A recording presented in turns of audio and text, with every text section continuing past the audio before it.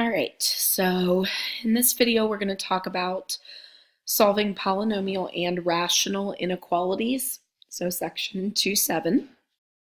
So first thing I need for you to do on your piece of paper is to write down all of our background information here. So it would be easiest if you would just pause the video to write down our bullet points. This gives us all the necessary information in order to know what we're doing with our examples. So go ahead and pause the video and get those bullet points written down. When you're done, go ahead and unpause it so that we can continue on with the examples.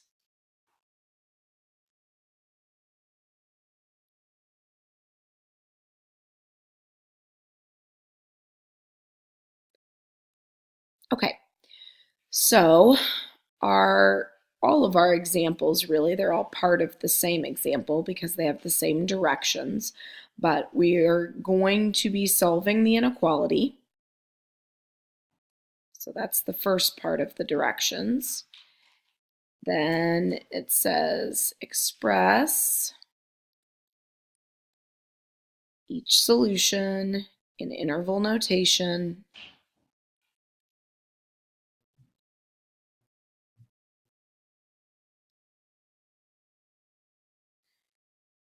And graph it on a number line. So the first inequality that we're going to solve, so part A, is x squared minus x minus 6 is greater than 0. And so on this one, I am going to show you both ways. I'm not sure if I'll do both ways on all of these. In fact, maybe I won't. Maybe I'll do one way on A, one way on B, and then on C, maybe we'll do both just to illustrate both methods. So first thing I look at is I want to make sure that f of x is on the left side and that 0 is on the right. In this case, oops, I made a stray mark there. That's already done. So next thing then that we're going to do is to find the critical values, which critical values include the zeros, which are, the x-intercepts, the solutions, and then also includes domain restrictions. Now remember, polynomials are always continuous. So if it's a polynomial inequality, you're not going to have a domain restriction. So here for the critical values, I would just be worried about the x-intercepts or the solutions. So I pretend like it's an equal sign for just a moment in order to find those. And this is a quadratic, so solve it any way you want, but factoring is definitely the quickest. The numbers that multiply to -6 and add to -1 are -3 and +2. So x minus 3 times x plus 2, which means that my critical values then are x equals 3 and x equals -2. So I think I am just going to do the first one using the graphing method. And then in B, I'll use just the number line method. So what we have now are the two critical values, and they separate the domain of the function into intervals. So meaning that on our number line, which we'll eventually use for our answer here, of these two, -2 is the smallest, so it comes first. And then I also have 3. So these two critical values separate the number line or the domain into 3 different sections or 3 different intervals. The interval below -2, the interval between -2 and 3, and then the interval above 3. So when we solve it graphically, it says look at the graph to see which sections satisfy the inequality. So you can certainly, if you're choosing the graphing method, you can certainly use your graphing calculator. This one, because it's a quadratic, I don't really need my calculator to know what the graph looks like. I know because A is positive that it opens up, And so because I know my solutions are 3 and -2, I know that these are the x-intercepts, and it opens up, so I know that the graph looks something like this. I don't need to know exact values of the other points or anything. I just need to know roughly what the sketch looks like in relationship to these x-intercepts. So when I say that we need to see which sections satisfy the inequality, what I mean is we need to look back at our original inequality and look at what the symbol was. In this case, the symbol was greater than. And in order for this polynomial to be greater than 0, that means that its graph, the y values, so to speak, have to be above the x-axis. So greater than 0 means up here in quadrant 2 or quadrant 3. So if you had me for Algebra 2, I always did this on quadratic inequalities, but what I do is I then squiggle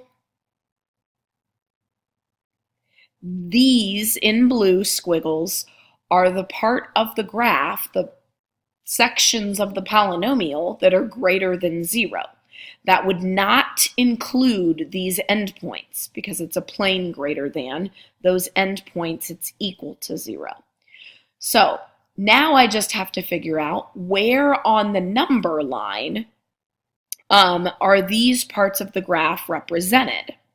So remember that on the number line, it's x values, not y values.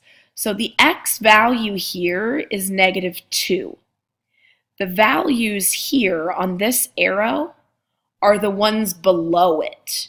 So that means that x has to be less than -2 for that arrow.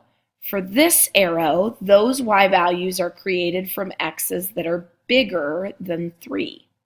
So these are my two pieces of my solution if I were writing it in inequality notation. Now it does say to write in interval notation, so that means below -2 means that I would go from -infinity to -2, and then also, so union, from 3 to infinity. Now, there's going to be one slight difference when we graph our answer on the number line from what we did in Algebra 2. And that difference is that instead of using open and closed circles on the boundary values, we will actually do exactly like what we use in interval notation. We'll use a parenthesis to indicate that it should not be included and a bracket if it is. So in this case, the -2 and the 3 are both not included. So meaning when I graph it on a number line, I'm going to put parentheses on both of those values and then shade below the -2, including the arrow, and then shade above the +3, including the arrow. So that means that this, both parts, is my answer.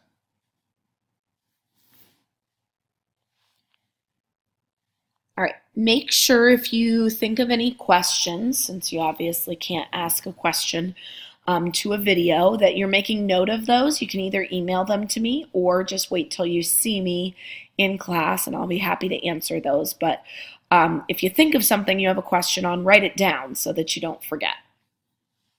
Okay, the next one that we're going to look at, maybe if I can change my color here, B, is x cubed plus x squared plus 4x plus 4 is less than or equal to 0.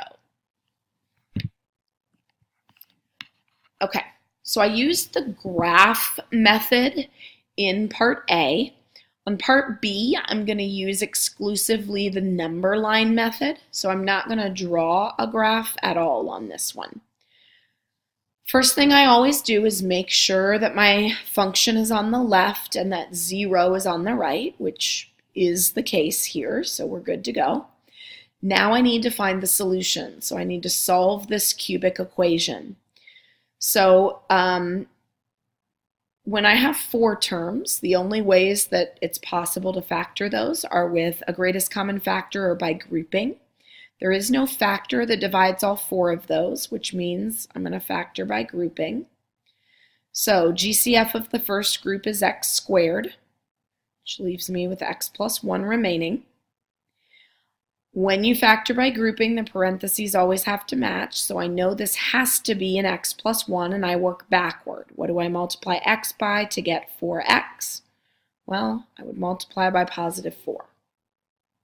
So that means that this, when I have factored it, is x squared plus 4, because this and this, times the x plus 1. All right, now it's factored, which means I can pretend that it's an equal sign briefly so that I can solve. That gives me x squared equals negative 4, which is x, when I square root both sides, equals plus or minus 2i. Here, x plus 1 equals 0, then that means x equals negative 1. Now, that means that in this case, I really only have one critical value because the imaginaries don't count as critical values. They're not on our number line. So, excuse me, when I go to make my number line, in this case, I only have one critical value, which is negative 1. So I put that kind of in the middle. And this time, I'm going to use the number line method, so there's going to be no graph at all. And with the number line method, you can read it up here in our notes. What we do is we pick a test point in each interval on that number line. We test it to see if it satisfies the inequality, meaning the equation. So, because I only have 2 intervals now, the below the critical value and the above, I pick one thing from each interval. It cannot actually be on the boundary, so it has to be something below negative 1. So it's just easiest to pick the next number, so we'll say that we pick negative 2. So we pick negative 2 and we plug it into the original. Negative 2 cubed is negative 8. Negative 2 squared is positive 4. Positive 4 times negative 2 is negative 8. And then I've got that plus 4 on the end. So negative 8 plus 4 is negative 4, minus 8 is negative 12, plus 4 is negative 8. So when I say evaluate whether it satisfies the inequality or not, we just got negative 8 when I plugged in negative 2. That's for the left side. The right side says less than or equal to 0. So we're asking ourselves, is negative 8 less than or equal to 0? Which I believe that most of us would say, yes, it is. Then I need to pick something above negative 1. Anytime 0's in the interval, pick 0. It's the easiest thing to plug in because now I do 0 cubed, which is 0, plus 0 squared, which is also 0, plus 4 times 0, which is 0, and then plus 4, which is 4. So that gives me 4. And my statement reads 4 is less than or equal to 0, which 4 is not less than or equal to 0, so this guy is a no. And so that means, that above the negative 1 does not work, below it does. So then I look at my original here, and it's a less than or equal to. So here, when we're deciding whether or not we should include that negative 1 or not, we would look over here to see if we should. So if I plug in negative 1, that's going to give me negative 1 plus 1, which is 0, minus 4 plus 4, which is also 0. So yes, it works, which means yes, it should be included. I'm not including anything that was above negative 1. So included means I'm going to use a bracket.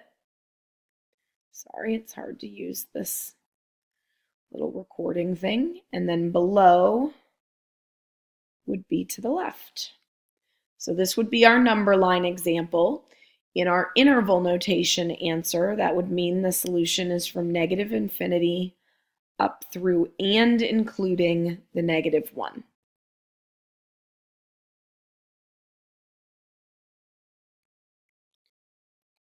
All right, last one.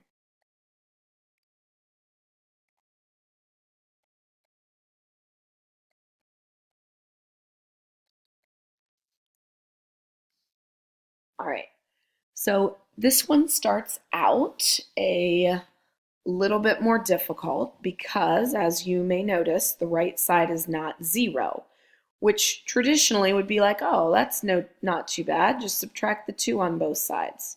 Yes, but this is a rational function. In order to subtract 2, I have to have a common denominator. So that's the first little wrinkle, is that when I go to subtract the 2, now suddenly I need it to have a denominator of x plus 7. So if the original denominator is 1, which -2 is -2/1, that means I need to multiply the top also by this 2x, or not by this 2x, I'm getting ahead of myself in distributing. I need to multiply it times x plus 7 because that's what I would have to multiply the denominator by. So when I do that, and I distribute in the next step, so -2x minus 14, because it's a -2 times the 7, and that's over x plus 7. So that gives me -x minus 10 on the top and x plus 7 on the bottom. So remember, all of this was just to simplify what we got when I subtracted the 2 on both sides. So now I have this guy less than or equal to 0.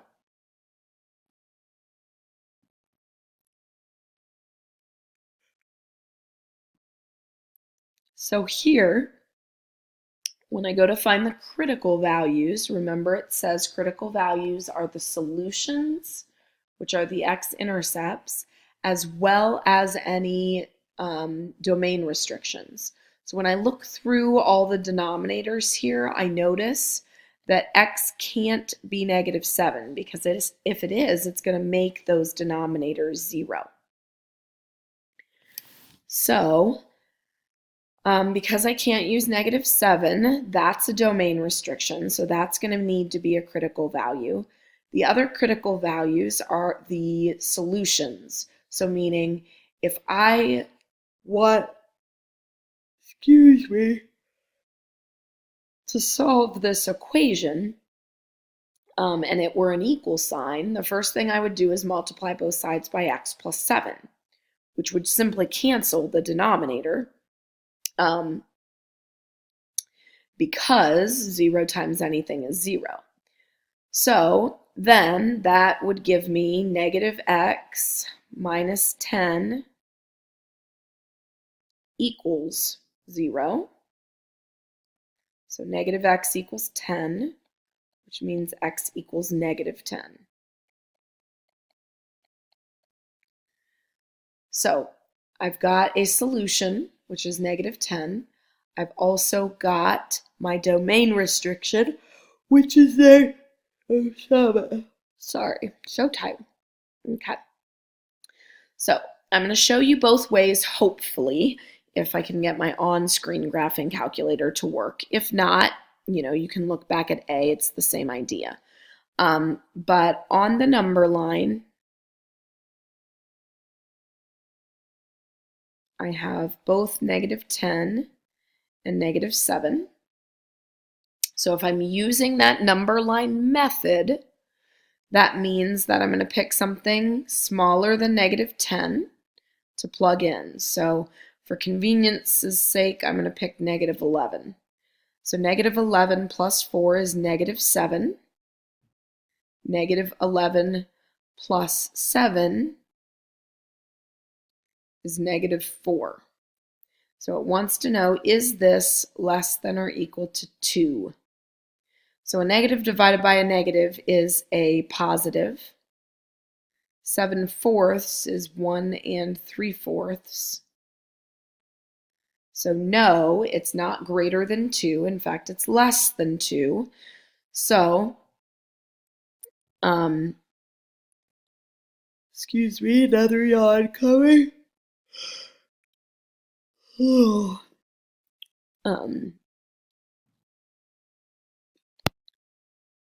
So since 1 3/4 is indeed less than 2, that means that that interval is a yes. So meaning the below negative 10s are a yes. If you're not sure about the actual boundary, you could plug it in, but since it's an equal sign, we should include that boundary.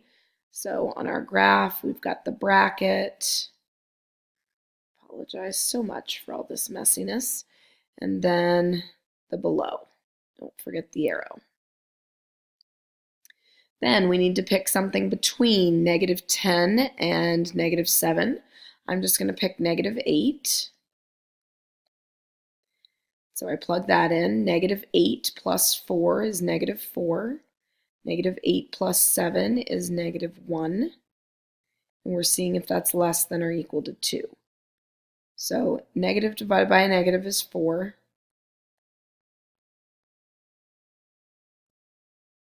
Divided by negative 1 definitely does not give me a true statement. 4 is not greater than or equal to 2, so that means my middle interval should not be shaded. The last one is the interval above negative 7. I'm going to pick 0 even though I can't see it because it's the easiest thing to plug in. If I plug in 0, I've got 4/7.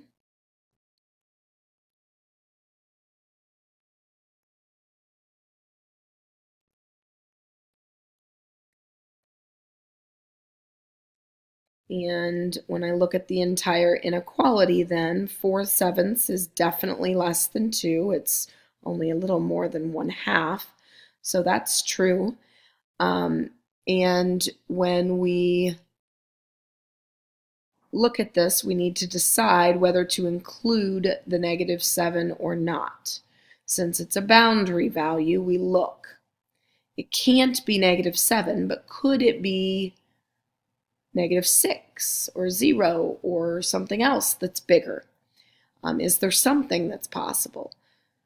So when we do that, we can test, whatever I want, but negative 7 is a restricted value. It's a critical value that isn't a 0, which means that even though this has the equal sign, I cannot use a bracket because negative 7 itself should not be included. It should just be the jackets here.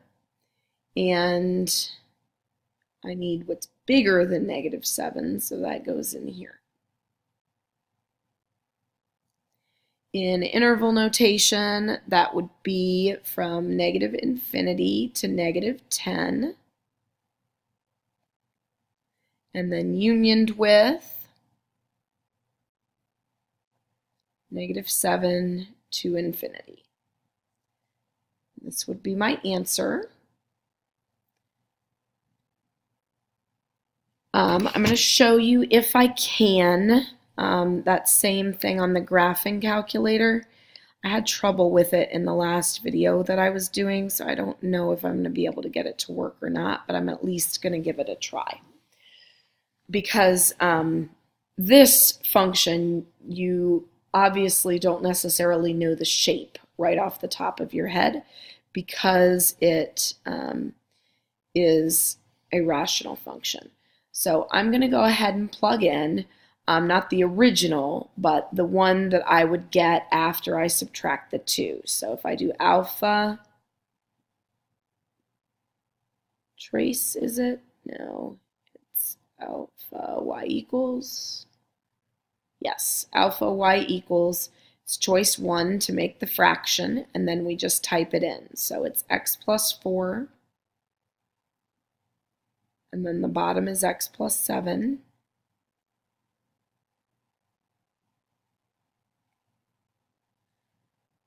And then we do a minus sign afterwards, and then the 2. Now, if I zoom 6 to make sure I know what standard window I'm using, you can see kind of what the shape of this graph looks like. So this one's not too bad. Some rational functions, as we talked about in class, are really poorly behaved. I'm going to leave this graph up here for a minute, but if I'm looking at the graph, there are two very distinct branches, and when you look, each of those branches are in different places, but they center around the same asymptote, which if I count is negative 1, 2, 3, 4, 5, 6, negative 7 is an asymptote.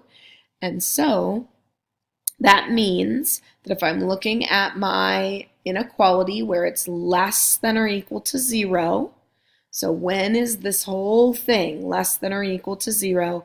That means I'd be looking for what is below the axis. And I'm going to change the window just slightly here just to make sure that I did this okay. So I'm going to make my minimum that guy. Change loops. And X scale, it'd be fine to count by ones there.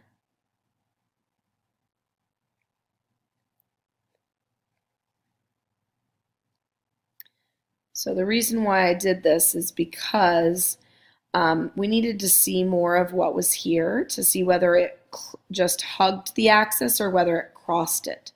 This crosses the axis, and when you look at the values, it crosses the axis at negative 10. So that means that when I'm looking at my sketch, I'm going to go ahead and sketch it real quickly here. So this is where negative 7 is. This is where negative 10 is. So at negative 7, we have this horizontal asymptote. For negative 10, it's below the axis. Here it crosses to above. And then the other branch is pretty straightforward. So it looks something like that. And so satisfying the less than or equal to 0 part means when is it below the axis, so that would be this interval, and then also this interval. So that supports what we had written here. Negative infinity to negative 10, and then negative 7, not including it, to infinity. Again, you cannot include it. Even though this is an equals, there's an asymptote there. There's a domain restriction. You cannot include the domain restriction. Okay, so we've done lots of examples here that should set you up really well for the homework. So make sure that you read the assignment that's on the classroom stream to see about the homework. That's all.